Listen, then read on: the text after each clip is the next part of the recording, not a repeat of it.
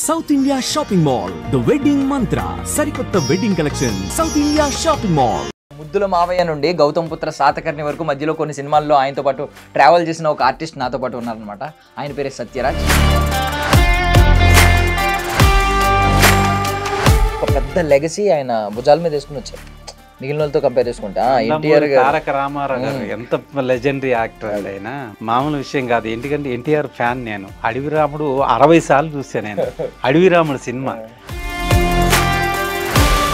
60 సార్లు అంటే 60 టికెట్లు కొన్నారు ఒకే సినిమాకి మీరు. అవును, నాకు చాలా ఇష్టం ఎన్టీఆర్ సినిమాలు లైన్ గా. ఎందుకంటే ఆ ఇయర్ కూడా నాకు గుర్తుంది. ఫస్ట్ అడవి రాముడు, మళ్ళీ ఎమ్మటే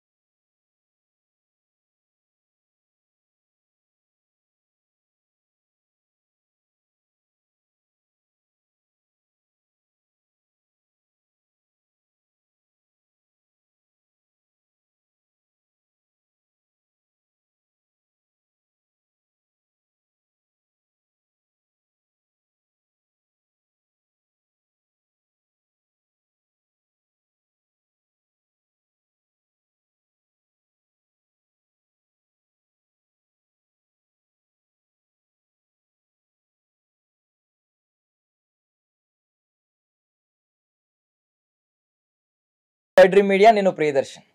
so God of masses Nandamuri Balakrishna గారు ఇప్పుడు 65 సంవత్సరాలు వచ్చినాయి అనమాట. బట్ ఆయన ఎనర్జీ మాత్రం ఇంకా 25స్లోనే ఉండిపోయినాయి అనమాట. 20స్లోనే అన్నారు.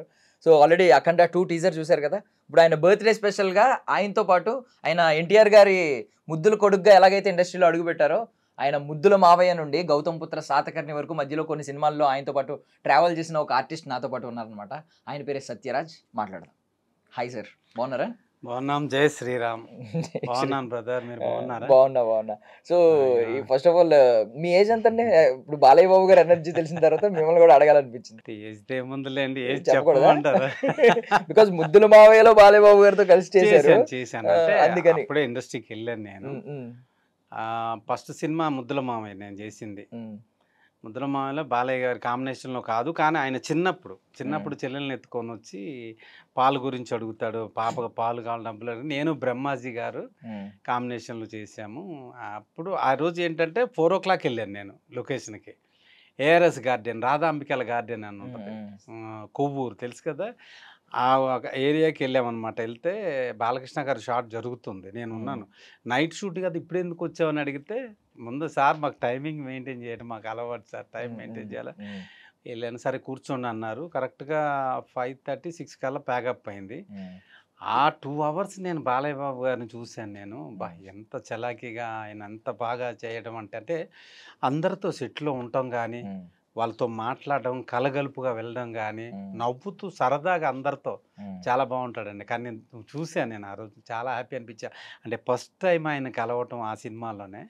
దాంట్లో ఒక కో డైరెక్టర్ గారు మధ్యకృష్ణ ప్రసాద్ గారు అని ఆయన తీసుకెళ్ళి పరిచయం చేశాను. నువ్వు రారా నేను పిలిపిస్తానని కోడిరామకృష్ణ గారిని కలిశాను. అంటే బాలయ్య బాబు గారి సీన్ అప్పుడు చూసాను నేను. ఆయన చాలా హ్యాపీ. ఎందుకంటే అప్పటి వరకు మనకు ఇండస్ట్రీ తెలియదు. ఫస్ట్ టైం చెన్నై వెళ్ళడం, కరెక్ట్గా ఆయన నాకు ఫ్రెండ్, అదే కో డైరెక్టర్ పరిచయం అవ్వడం, బాలయ్య బాబు గారిని చూడడం చాలా హ్యాపీ అనిపించిందండి నాకు. చాలా హ్యాపీ. అయితే 6 గంటల వరకు, అంటే 2 hours చూశాను. ఆయన వెళ్ళిపోయారు. తర్వాత 7 నుంచి మళ్ళీ మా సీన్ స్టార్ట్ చేశారనమాట. నేను బ్రహ్మాజీ గారు, చాలా హ్యాపీ అనిపించిందండి. సో యాక్చువల్లీ బాలయ్య బాబు గారి గురించి మాట్లాడుకుంటే, ఆయన నార్మల్గా చాలా మంది ఇండస్ట్రీకి వచ్చారు, స్వయం కృషితో వచ్చిన వాళ్ళు ఉన్నారు ఇలా. బట్ ఆయన ఏంటంటే ఒక పెద్ద లెగసీ ఆయన భుజాల మీద వేసుకుని వచ్చారు మిగిలిన వాళ్ళతో కంపేర్ చేసుకుంటా. తారక రామారావు గారు ఎంత లెజెండరీ యాక్టర్ అండి. ఆయన మామూలు యాక్టర్. మరి ఆయన పేరు నిలబెట్టే ఏకైక ఆర్టిస్ట్ బాలకృష్ణ గారే, నెంబర్ 1 అసలు. మామూలు విషయం కాదు. ఎందుకంటే ఎన్టీఆర్ ఫ్యాన్ నేను. అడవి రాముడు 60 సార్లు చూసాను నేను. అడవి రాముడు సినిమా 60 సార్లు చూసాను. నమ్ముతారా మీరు? అంటే అప్పట్లో నిజంగానే వీరాభిమానులు ఉండేవారు. వచ్చిన తర్వాత మారిపోయింది కానీ సినారియో. నిజంగా థియేటర్ లో అప్పుడు అంత డబ్బులు పెట్టుకుని, ఐ మీన్ 60 సార్లు అంటే 60 టికెట్లు కొన్నారు ఒకే సినిమాకి మీరు. అవును, నాకు చాలా ఇష్టం ఎన్టీఆర్ సినిమాలు లైన్ గా. ఎందుకంటే ఆ ఇయర్ కూడా నాకు గుర్తుంది. ఫస్ట్ అడవి రాముడు, మళ్ళీ ఎమ్మటే యమగోళ, కొండవీడి సింహం, ఇలా చెప్పుకుంటూ పోతే ఆ ఎన్టీ రామారావు చాలా సినిమాలు ఉన్నాయి. నేను ప్రతి సినిమా ఏది వదలలేదు. అలాంటి ఎన్టీఆర్ సినిమాలు థియేటర్లో చూసి ఇక్కడికి వచ్చి ఆయన తనయుడైన బాలకృష్ణ గారిని చూడడం అనేది ఎంత అదృష్టం. బట్ ఒక థింగ్ ఏంటంటే ఇప్పుడు బేసికల్లీ ఇప్పుడు ఆయన 65 సంవత్సరాల్లోకి అడుగు పెట్టారు. ఆయన గురించి మనం చాలా వింటున్నాం, అంటే మనిషి బంగారం అని చెప్పి. బోలా మనిషి ఏదుంటే అదే మాట్లాడతారు. ఆయన చారిటీ, ఐ మీన్ ఆయన క్యాన్సర్ హాస్పిటల్ కావచ్చు, ఆయన చేసే సేవా కార్యక్రమాలు కావచ్చు, అసలు అద్భుతం. బట్ ఆ ఏజ్ లో కొంచెం ఆయన యంగర్ వర్షన్. ఆ టైంలో ఏంటంటే కొంచెం తెలిసి తెలియని వయసు ఉంటది. కొంచెం దట్టు ఏంటంటే ఒక పెద్ద కుటుంబం, అప్పటికి ఇండస్ట్రీలో పెద్ద కుటుంబం ఆయనదే. ఆ కుటుంబం నుంచి వచ్చిన వ్యక్తి కాబట్టి ఏమైనా కొంచెం ఆయన బిహేవియర్ లో కొంచెం ఆయన కొంచెం హోదా కనిపించడం, హోదాతనం, లేదంటే యాటిట్యూడ్ లా గానీ ఇలాంటి ఏమైనా కనిపించావా? అసలు మామూలు విషయం కాదండి. బాలయ్య బాబు గారితో చెప్పాలంటే చూసారా, నాకు ఇప్పుడు కూడా వెంట్రుకలు నిక్కబోరుస్తున్నాయి. ఎందుకంటే నాకు తెలిసిన వాళ్ళకి సినిమా ఇండస్ట్రీ అని చెప్తే, సినిమా ఇండస్ట్రీ అని బయట వాళ్ళకి కూడా సరే కనీసం ₹1 ఖర్చు లేకుండా ఆపరేషన్ చేశారండి. బ్రెయిన్ ప్రాబ్లం వచ్చినప్పుడు మాకు తెలిసిన వాళ్ళకి. అసలు మామూలు విషయం కాదు. సినిమా ఫీల్డ్ అంటే నేనే మా మూవీ ఆర్టిస్ట్ అసోసియేషన్ నుంచి బాలయ్య బాబు దగ్గరికి వెళ్తే ఆయన మన దీనికి పంపించారు, ఏది క్యాన్సర్ హాస్పిటల్కి. ఎవరో కాదు, మా అత్తగారే. ఇంకా ఆయన గురించి చెప్పొద్దు, చెప్పలేకపోతున్నా, అంత ఇష్టం నాకు ఆయన అంటే. క్యాన్సర్ హాస్పిటల్లో ఫ్రీ ఆపరేషన్ చేయించారు, నాకు డబ్బులు ₹1 తీసుకోకుండా. హరికృష్ణ గారు, అప్పుడు హరికృష్ణ గారు ఉన్నారు, ఆయన రికమెండేషన్తో నేను హాస్పిటల్కి వెళ్తే అయ్యోని చాలా బాగా, ఒక కోటీశ్వరుడికి ఎంత బాగా చూస్తారో ₹1 తీసుకోకుండా మా అత్తగారికి అంత బాగా చూశారండి ఆయన. సూపర్. మరి అలాంటి ఆయన గురించి చెప్పటం అంత అదృష్టం చూడండి నాకు. బాలయ్య బాబు గారు అందుట్లో షూటింగ్లో షూటింగ్ మనుషులు కదా, బయట వాళ్ళు వచ్చినా ఎవరు వచ్చినా చాలా కొడతారు, అభిమానులు కొడతారు కాదండి, అభిమానం అంటే అదొక పిచ్చి ఆయనకి. అండ్ మీరు ఎప్పుడైనా చూసారా ఆయన కొట్టడం? లేదండి, నేను సోషల్ మీడియాలో పెడుతుంటారు తప్ప, గిట్టని వాళ్ళు పెడుతుంటారండి. ఆయన ఏంటంటే అందరితో సరదాగా వెళ్ళి సరదాగా కలుపుకొని మాట్లాడే మనిషి. షూటింగ్లో కూడా చూడండి, షార్ట్ గ్యాప్లో వేరే ఆర్టిస్టులను పెట్టి తీస్తున్నారంటే నేను పక్కకు వచ్చి కూర్చొని అందరితో కూర్చున్నారు. క్యారవాన్లోకి వెళ్ళి కూర్చోవటాలు లేవు, అందరితో సరదాగా ఉంటాడు అక్కడ. నేను చూశాను, ఎందుకంటే గౌతమ్ పుత్ర శాతకర్ణి చేశానండి, యాక్ట్ చేయలేదు, దాంట్లో ఒక టెక్నీషియన్ గా చేశాను. గౌతమ్ పుత్ర శాతకర్ణి మొత్తం ఫస్ట్ షెడ్యూల్ నుంచి లాస్ట్ ఎండ్ వరకు ఉన్నాను నేను, ఎందుకంటే దాంట్లో టెక్నీషియన్ అందరితో కలిసి పనిచేశాను. మీరు ముద్దుల మావయ్య టైంలో చూసిన బాలయ్య బాబు గారికి, గౌతమ్ పుత్ర దీనిలో చూసిన బాలయ్య బాబు గారికి ఎంత వేరియేషన్ కనిపించింది, ఎంత ట్రాన్స్ఫర్మేషన్ కనిపించింది? విషయం ఏంటంటే ఆ సినిమా టైంలో ఎంత ఎనర్జీ ఉందో ఈ సినిమాలో కూడా అదే ఎనర్జీ ఉంది. ఎలా అంటే ఒక విషయం చెప్తానండి, షిప్ ఫైట్ ఒకటి ఉంది దాంట్లో, వాటర్లో వెళ్ళేది, సముద్రంలో షిప్ ఫైట్. ఈ షిప్ నుంచి అవతల షిప్లోకి దూకాలి, డూబుని పెట్టారు రామలక్ష్మణ్ మాస్టర్. వద్దొద్దండి నాకు డూబ్ వద్దు, దూకాలి అంతే కదా అన్నారు, రోప్ కట్టారు. ఎంత డేర్, అసలు రోప్ కనిపించదు మీకు, రోప్ అన్నట్టు లేదు, ఒరిజినల్గా ఆయనే దూకాడు. కొంచెం గ్యాప్ ఉంటుంది, బాగా గ్యాప్ ఉంటుంది. చూసే వాళ్ళు అందరు భయం, బాబు వద్దు వద్దు నువ్వు డైరెక్ట్ గారు అన్నా సరే నేను చేస్తాను అంతే అండి. ఎంత గ్రేట్, ఫైటర్లు కూడా భయపడతారండి, టక్కన దూకాడండి అక్కడ. నేను స్పాట్లో ఉన్నాను కాబట్టి చెప్తున్నా, అదే ఎనర్జీ. అంటే ముద్దులమా ఎప్పుడు ఉన్నాయి, ఎన్ని ఇయర్స్, మరి అలాంటి గౌతమ్ పుత్ర శాతకర్ణి ఆల్మోస్ట్ ఒక 56 ఆ ఏజ్, మరి అంతేగా. అలా నాకు చూసి మేమంతా ఆశ్చర్యపోయి క్లాప్స్, మామూలు క్లాప్స్ కొట్ల. అదొక మాకు ఒక ఎనర్జీ, ఆయన గురించి చెప్పాలన్నా అక్కడ స్పాట్లోనే చూడాలన్నా అలాగే. తర్వాత యువరత్న రానా బాలకృష్ణ గారి సినిమా తెలుసు కదా, అది కోదండరామరెడ్డి గారి డైరెక్షన్లో. నేను 97, 98లో వచ్చినప్పుడు ఆ టైంలోనే రిలీజ్, 98, 99 ఆ సినిమా కూడా చేశాను నేను. బాలకృష్ణ గారు బాడీ గార్డ్గా నేను, శ్రీహరి గారు, ఇంకొక 2-3 ఆర్టిస్టులు చేసాం ఆయనతో. త్రూఅవుట్ చేసాం సినిమాలో, సాంగ్లో కూడా ఉంటాం. ఇంకా ప్రతి సినిమాకండి, ఈ సినిమాకి ఇలా, ఈ సినిమాలో ప్రతి సినిమాలో స్టార్టింగ్ సినిమాలో ఉంటే అదే సినిమా అదేలాగా ఆయన ఆ హుషారు, ఆ ఎనర్జీ అనేది ఆయనకి తర్వాతే నేను ఇంకెవరైనా. ఇంకా తెలుసు కదా, ఆయన డ్యాన్స్ కానీ సాంగ్స్ పక్కన డాన్సులు కూడా వేయలేరు, అంత బాగా చేస్తుంటాడు. ఎనర్జీ, మామూలు ఎనర్జీ కాదు. బట్ ఒకటి ఏంటంటే, ఐ మీన్ ఒకటి వింటా ఉంటాం, ఎప్పుడైనా స్వచ్ఛమైన మనుషులకి కోపం త్వరగా వస్తుందని. బాలయ్య బాబు గారికి కూడా కోపం వస్తుందా త్వరగా? మీరు వస్తుంది, కాకపోతే ఆయన ప్రతిదీ ఎవరు చేసే పని వాళ్ళు చేయాలి, అంతేగాని ఇక్కడ లైట్ పట్టుకుని అటు వెళ్ళినా ఇష్టం ఉండదు, పక్క అక్కడే ఉండాలి. కెమెరా వాళ్ళు ఉండాలి. ఎక్కడ అంటే ఈయన స్పాట్లో ఉంటే అందరూ ఉండాలి అక్కడ. అంటే అదొక సరదా అనుకోవచ్చు మనం, అందరు దగ్గర ఉండాలన్నమాట ప్రతి ఒక్కరు. చాలామంది ఆర్టిస్టులు పక్కన ఎవరైనా ఉంటే రానివ్వరు. బాలయ్య బాబు ఏంటంటే అక్కడ అందరూ అందరూ ఉండాలి వర్క్ విషయంలో. ఎవరు నిర్లక్ష్యం చేసినా ఒప్పుకోడు. మళ్ళీ టైమింగ్ కరెక్ట్గా 8 అంటే 8కి రావడం, పొద్దున్నే మార్నింగ్ 7:30 8 కల్లా స్పాట్లో ఉంటాం, ఈవినింగ్ 6 ప్యాకప్ అయ్యే వరకు ఎటు వెళ్ళడు. ఆయన క్యారవాన్లో కూర్చోలేదండి, ఆడ చెట్టు ఉందంటే చెట్టు కింద టేబుల్ వేసుకొని కూర్చుంటాడు. షార్ట్ అండ్ నేను కూడా ఒక ఫొటోస్ చూసాను. అంటే ఎప్పుడంటే నాకు తెలిసి ఏదో సినిమాకండి, అఖండ సినిమా టైంలోనే, ఏ టైంలో అఖండాకే గ్రౌండ్ లో పడుకున్నారు, వెనకాల చిన్న తీసుకుని రోడ్డు మీద ఆ గ్రౌండ్ లో నేల మీద పడుకుని పోయారు. ఉన్నారండి అలాగే. అంటే షూటింగ్ మధ్యలో గ్యాప్ వచ్చినట్టుంది, క్యారవాన్ లోకి వెళ్ళకుండా అక్కడ పడుకున్నారు. ఆ ఫొటోస్ బాగా ట్రెండ్ అయినాయి. చాలా నిష్టగా ఉంటాడండి. శ్రీకృష్ణుడు వేసినప్పుడు నాన్ వెజ్ తినకపోవడం, కుర్చీల మీద కూర్చోపోవడం, పైన సోఫాలు అలాంటివి కూర్చోడు. ఆ విషయాలు ఎందుకంటే నేను చాలాసార్లు నేను చేయకపోవచ్చు, కానీ లొకేషన్లు తిరుగుతూ ఉంటాం కానీ మేము వెళ్తాం. ప్రతి లొకేషన్లో మమ్మల్ని అనుమతిస్తారు, ఎందుకంటే ఎవరున్నా సరే. ఇప్పుడు పబ్లిక్ని రానివ్వరు, మేము యాక్టర్లం కాబట్టి వెళ్ళిన స్పాట్లో డైరెక్టర్ గారితో నా డైరెక్షన్ డిపార్ట్మెంట్తో మాట్లాడుతుంటాం కదా, మాకు ఆ ప్రాబ్లం. ఎందుకంటే మేము ప్రతి ఆర్టిస్టులను చూస్తాంగా. బాలయ్య బాబు గురించి ప్రత్యేకంగా చెప్పాలంటే సూపర్ అండి. ఇంకా అంటే మీరు అన్న డిసిప్లిన్ ఎన్టీ రామారావు గారి నుంచి వచ్చింది, అది ఇంకా కంపల్సరీగా ఆయన నుంచి ఈయనకు వచ్చినట్టే. అందుకని అప్పట్లో క్యారవాన్లు కూడా లేవండి. నేను అదే ఏఆర్ఎస్ గార్డెన్, రాధా అంబికాల గార్డెన్ చెప్పాను చూడండి, కుర్చీ వేసుకోవడం అక్కడే కూర్చోవడం, మేకప్ అయినా సరే ఏదైనా సరే ఒక డ్రెస్కు మాత్రం రూమ్కి వెళ్తారు, అన్ని మేకప్ అవన్నీ వేసుకోవడానికి అక్కడే కూర్చొని ఉంటారు అన్నమాట. అంటే ఇంకోటి వర్షన్ ఏంటంటేనండి, మనం ఎవరినైనా ఇష్టపడ్డాం అనుకోండి దూరం నుంచి, దగ్గరికి వెళ్ళొద్దు, వాళ్ళ లైఫ్ దగ్గర నుంచి చూడొద్దు, చూస్తే ఇష్టం తగ్గిపోద్ది అని అంటారు కొంతమంది.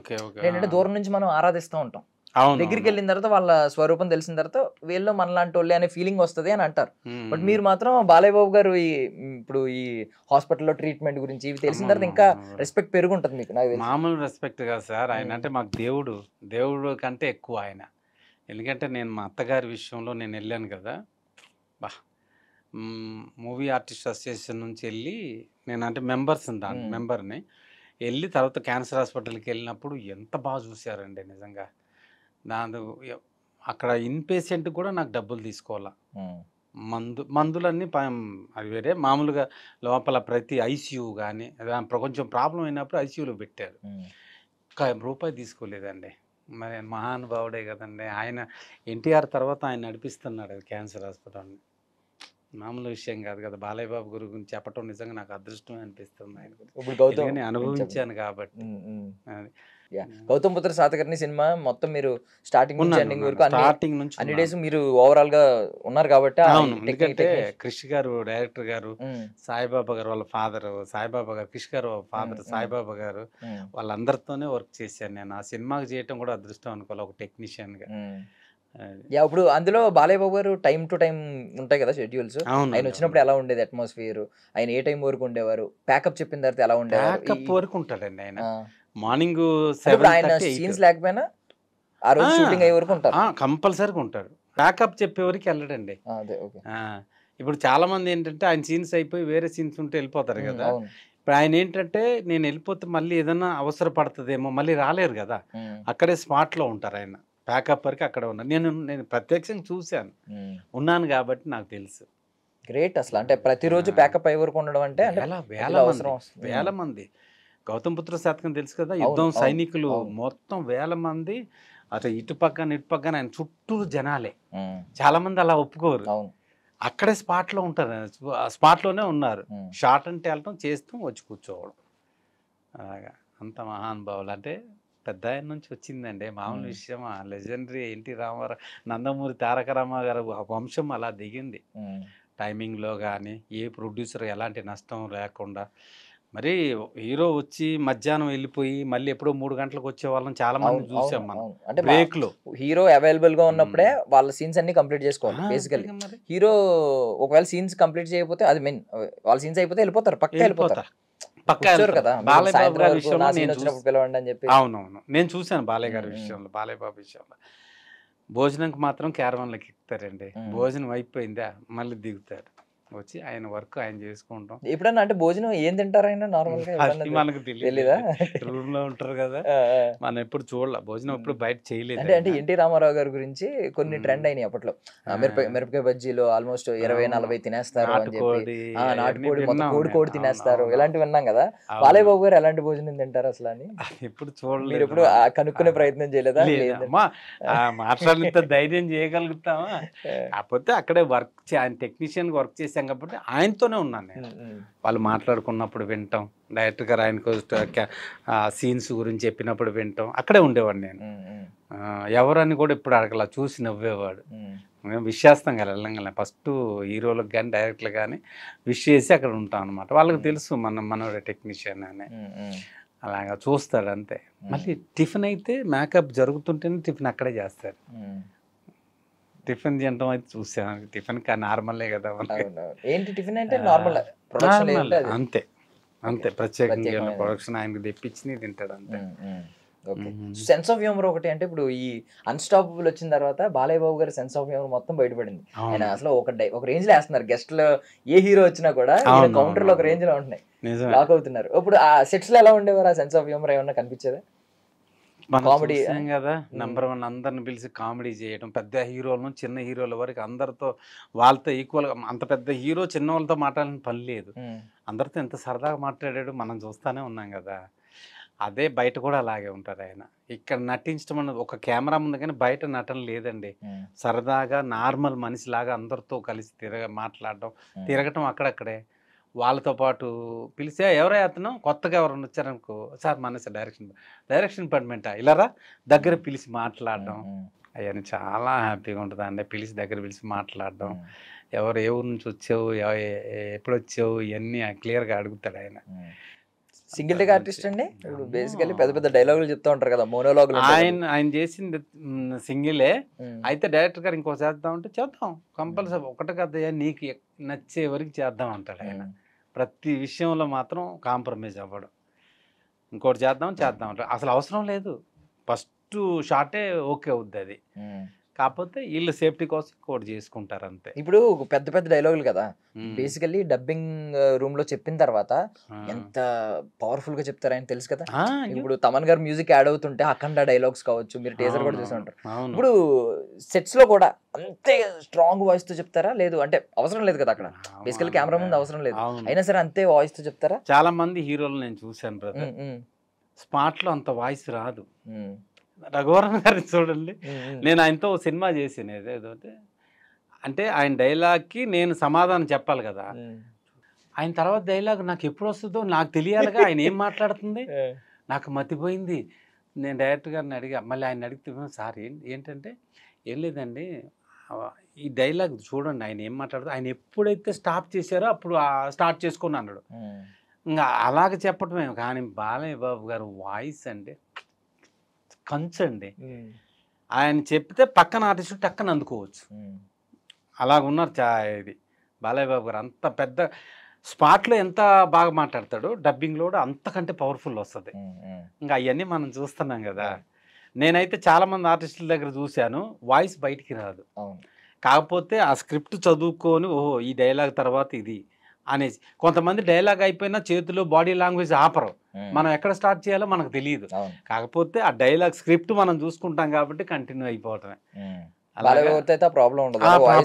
అస్సలు లేదా ప్రాబ్లం, హ్యాపీగా ఆయన డైలాగ్ ఎక్కడ ఆగిపోద్దాం, మళ్ళీ మనం ఎక్కడి నుంచి అందుకోవాలో మళ్ళీ ముందు చెప్తే. డైరెక్టర్ గారు కూడా పెద్ద ఆర్టిస్టులతో చేసేటప్పుడు పక్కన వచ్చే ఆర్టిస్ట్ కూడా కరెక్ట్గా ఉన్నాడా లేదని చూసుకుంటారు, లేకపోతే పెద్ద పెద్ద యాక్టర్లు కదండి బాలయ్య బాబు, వాళ్ళ దగ్గర ఏమాత్రం కొంచెం డౌన్ అయినా కానీ ఒప్పుకోడు. ఏదన్నా పవర్ఫుల్ ఆయన మీద పవర్ఫుల్ అన్నా చెప్పేయమంటాడు, చెప్పేయి నేను ఇక్కడ నువ్వెంతో నేనంతా యాక్టింగ్లో బయటికి వెళ్ళినప్పుడే నువ్వేంటి అనేది అంతే తప్ప ఇక్కడ నువ్వు కోన్ కిస్కా నేను అంతే, నువ్వు మెయిన్ ఒక విలన్ క్యారెక్టర్ పవర్ఫుల్ ఉండమంటాడు. అంత పవర్ఫుల్గా ఎవరు చెప్పరండి, ఇలాగ ఒప్పుకోరు. ఏంటి నా డైలాగ్ మీద ఎక్కేస్తున్నాడు అంటారు చాలా మంది. నేను అది కూడా చూశాను, నేను అంత పవర్ఫుల్ వద్దండి, అవసరం లేదు అతనికి అన్నలు విన్నా నేను. కానీ బాలయ్య బాబు అలా లేదు, చెప్పు నువ్వు ఎంత పవర్ఫుల్గా చెప్తే నా హీరోయిజం అంత పెరుగుద్ది, అంతేగాని నువ్వు తగ్గితే ఇంకా నాకే ఉంటుంది అని అంటాడు ఆయన. అది అలాగా అది తమిళ్లో చూసాం నేను, తమిళ్లో చూసాను నేను అలాగా. ఫస్ట్ విజయకాంత్ కానీ వాళ్ళు విపరీతంగా కొట్టించుకుంటూ చూడండి ఫైట్లు, చూసే వాళ్ళకి అబ్బో ఏంటి, జనాలకి ఏంటంటే అమ్మో ఇలా కొడుతుండే ఏంటి మా ఓన్ని అని ఫీల్ అవుతారు. లాస్ట్లో ఈయన కొడతారు చూడండి, వీళ్ళకి ఎనర్జీ అలా వస్తుంది చూడండి. అలాగా బాలయ్య బాబు గారి విషయంలో అసలు అంటే ఎనర్జీ అంటే గుర్తొచ్చింది. బేసికల్లీ ఇప్పుడు అందరూ ఫ్యాన్స్ అందరూ కూడా జై బాలయ్య అని పిలిస్తే అది ఒక ఎనర్జీ వచ్చేస్తుంది అంటూ ఉంటారు. సెట్స్ లో ఎవరన్నా అరుస్తారండి అలాగే జై బాలయ్య జై బాలయ్య అని, అరుస్తారు. ఆయన రియాక్షన్ ఎలా ఉంటుంది? ఆయనకి ఇంకా ఎనర్జీ వస్తుంది.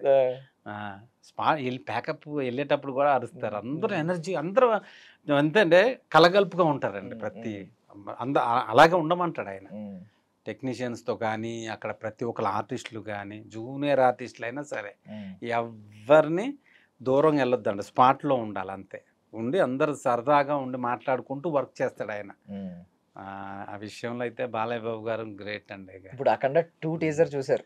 అవును అవును, అసలు అది ఒక అరాచకం. అంటే ఆ త్రిశూలం మొత్తం రౌండ్ రౌండ్ తిరుగుతుంది చూసారు కదా, నడుచుకుంటూ వచ్చేస్తున్నారు దైవాంశ సంభూతుడిలాగా. ఐ మీన్ ఆ క్యారెక్టర్ అలాంటిది, ఒక శివుని స్వరూపం లెక్క, శివుని అంశ ఆయన పుట్టింది. సో అద్భుతంగా అనిపించింది. మీకు ఏమనిపించింది ఆ టీజర్ చూసాక? బోయపాటి గారి విషయం చెప్పాలండి, బాలయ్య బాబు గారు బోయపాటి గారు కాంబినేషన్ అంటే ఇంకా సెన్సేషన్ హిట్టే, అది మామూలుగా ఉండదు. అలాంటి ఫైట్లు వేరే హీరోకి పెడితే ఖచ్చితంగా యాక్సెప్ట్ చేయలేరు. అంటే బాలయ్య బాబు గారు కాబట్టి యాక్సెప్ట్ చేస్తారు. అవునవును. తమిళ్లో రజనీకాంత్ గారు ఉన్నారు కదా, నేనేం బాలయ్య బాబుని కాదు, నా అంతసేపు నేను చేయలేను. బాలయ్య బాబు గారు తర్వాత ఈయన బోయపాటి గారి కాంబినేషన్ అంటే 100 days. ఈ రోజుల్లో 4 days ఆడటం ఎక్కువ అండి.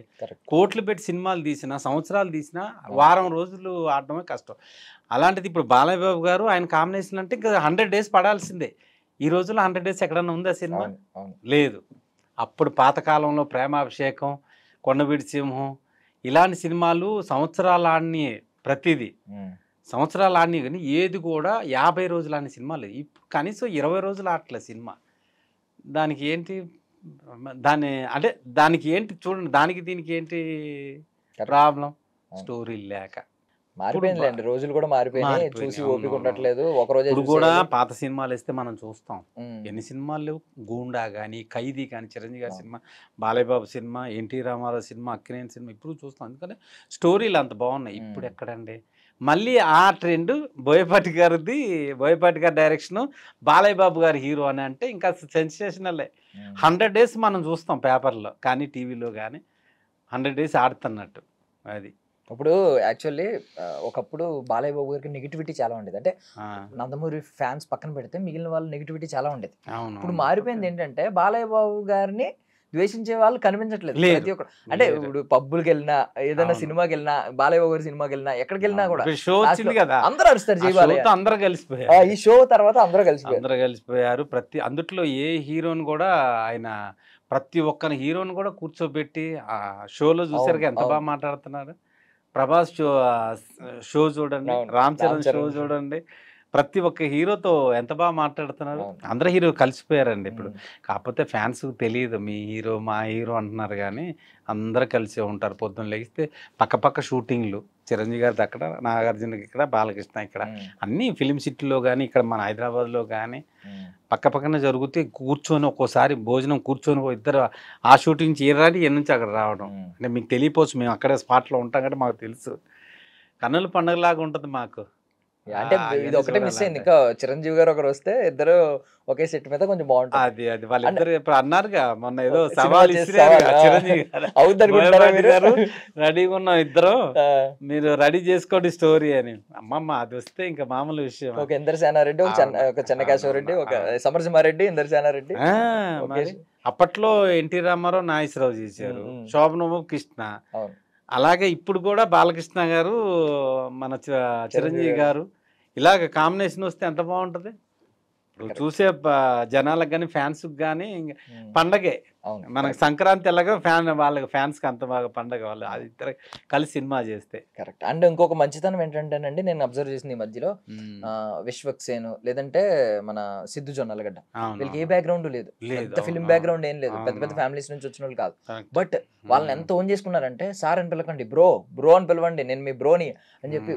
సిద్ధు జొన్నలగడ్డ డైరెక్ట్ హీరోకి కూడా రాలా, అవును, ఫ్రెండ్స్ క్యారెక్టర్ Correct. ఇవి చేసి నేను చూశాను అలాగా. ఇంకా విశ్వసేన్ డైరెక్ట్గా హీరో వచ్చాడేమో కానీ అతను డైరెక్ట్ కానీ నిలబడ్డాడు. సిద్ధు జొన్నలగడ్డ మంచి హిట్ సినిమాలు ఉన్నాయి అతనే, ఇద్దరే విశ్వక్సేన్ కానీ ఆయనకి కానీ మంచి సినిమాలు ఉన్నాయి. వాళ్ళు మీరు అన్నట్టు బ్యాక్గ్రౌండ్ లేకుండా, అంటే ప్రేక్షకులు ఏంటంటే మీకు స్టోరీ బాగుండి కంటెంట్ బాగుందంటే సినిమాలు థియేటర్లు కదలరండి, కూర్చొని చూస్తారు. బాగకపోతే వాళ్ళు మాత్రం ఏం చేస్తారు, మీరు 4 రోజులు 5 రోజులు ఆడుతున్న సినిమా రావట్లేదు అని అంటే కారణం ఏంటి, మంచి స్టోరీ లేక మన వాళ్ళు. మరేమో ఒకప్పుడు పూల తోటలో సాంగులు తీలా, ఇప్పుడు ఫారెన్ వెళ్ళి తీస్తున్నారు థియేటర్లు బయటికి వెళ్తున్నారు. పూల తోట తర్వాత ఇవి ఉంటాయి కదా గార్డెను, వీటిల్లో తీసిన సినిమాలు కూర్చొని ప్రేక్షకుడు చూస్తున్నాడు. ఫారెన్ వెళ్ళి చూసి ఆ సాంగులు తీస్తారు, చూడగలుగుతున్నారు. అంటే ఏదైనా అది సాంగులు రాసేది కానీ మంచి మంచి సాంగ్స్ రావాలండి. ఈరోజు మనం విన్నామంటే మళ్ళీ రేపు ఆ సాంగ్ తెలియదు మనకి. పాత పాటలు విన్నాం మనం ఇప్పటికి కూడా, పాతవే వింటాం. అడవిరామ్లో పాటలు ఎంత బాగుంటాయి.